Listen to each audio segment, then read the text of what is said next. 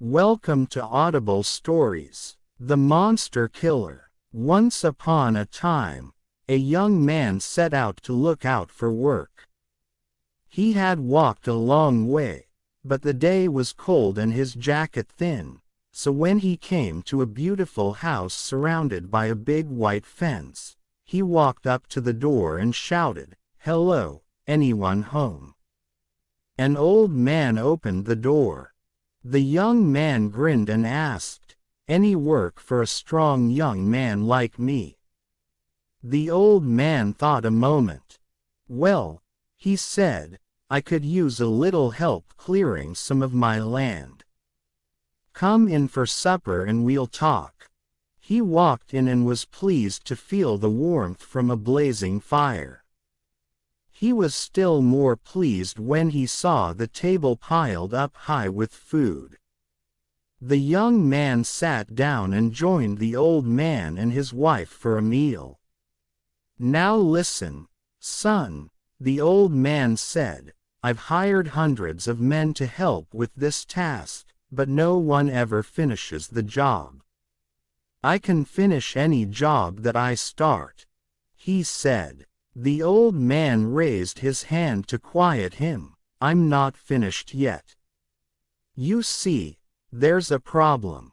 It's the giant." When he heard that word, the young man did not flinch. "How big is this monster?" he asked. "Enormous," said the old man. "The size of 10 men, with 2 big heads. And the trouble is, he believes that the land is his." "That's not a problem," the young man said casually. "I'll just finish eating, and we'll have a look at what needs to be done." He gobbled up a chicken, ate 10 slices of ham, slathered 14 slabs of bread with butter, and ate 10 big buttered yams. Just when he thought he was done, and had enough, the old man's wife walked into the kitchen and returned carrying a tray of pies, cookies and cakes and a big pitcher of milk. The young man did not want to insult the woman, so he pretended to eat. But instead of eating more, he slipped the food into a big leather sack he was carrying around his waist. He slipped in an extra chicken, more yams, some pies and cookies, some cake and 3 glasses of milk.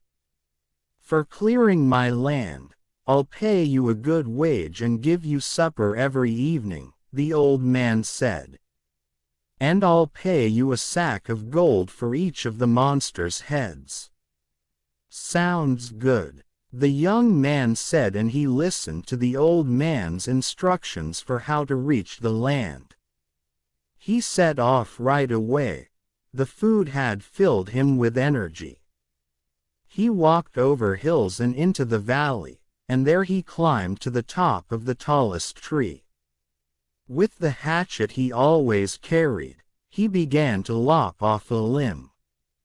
The moment he cut that branch, he heard a rumbling sound, deep and loud, like a lion roaring, or an ocean growling, or land sliding in an earthquake. He looked up and up. Sure enough, there was the giant taking one big step over the wide creek that circled the valley. In a moment he was beside the tree, face to face and eye to eye with the young man. "What are you doing here?" the monster growled. "I'm clearing trees for the man who hired me," he said cheerfully. "Well, stop right now," the giant said. "This is my land and I don't want it cleared." "I'm so sorry," the young man said, though he didn't mean it, of course. "Why don't you just climb down," the giant urged, "and come to my house for supper?" He tried to sound inviting and kind, though that's difficult for a giant. The young man knew the monster was trying to trick him, but he decided to play along. There's no better way to fool a giant than to let him think he's fooling you. Sounds great, the young man said. He began to climb down the tree, but as he was climbing down, he asked, "By the way, giant, how strong are you?" The monster roared with laughter. "I can tear down 100 trees with one pull, that's how strong I am." "Okay then, show me," said the young man.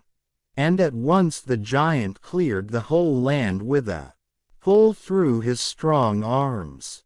"That's fair," said the young man, "but I'm strong too.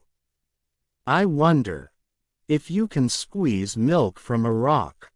"Because I can do." The giant was strong, but he was also jealous and didn't like to hear stories about others' strengths. So the young man's boast infuriated him. "That can't be true," he said. "You're only a skinny lad." "I can prove it," said the young man.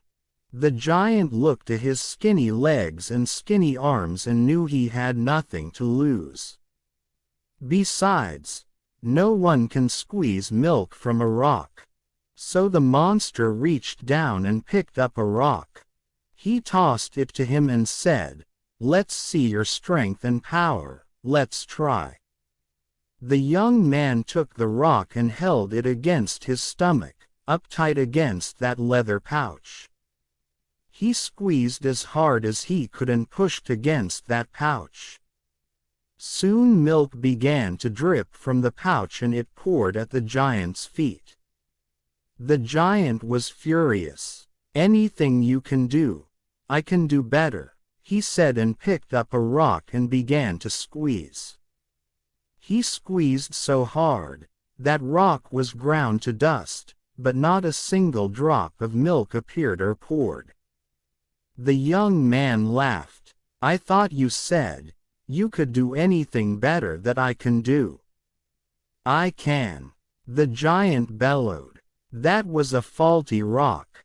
"Well, then," the young man said, "can you do this?" He reached for his hatchet and slit open that leather sack under his clothes. Milk and chicken and pies and cookies and cakes began to pour out onto the ground, and when all the food was gone, the young man pulled a needle and thread from his pocket and sewed up that pouch as if he were sewing his stomach.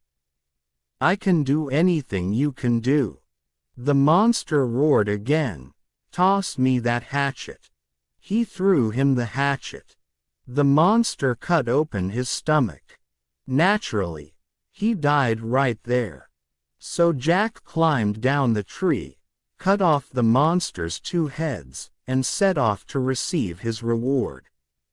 Seeing the monster's 2 heads carrying in the monster killer's hand, the old man and his wife were deeply grateful, and they rewarded him with a bounty of 2 bags of gold.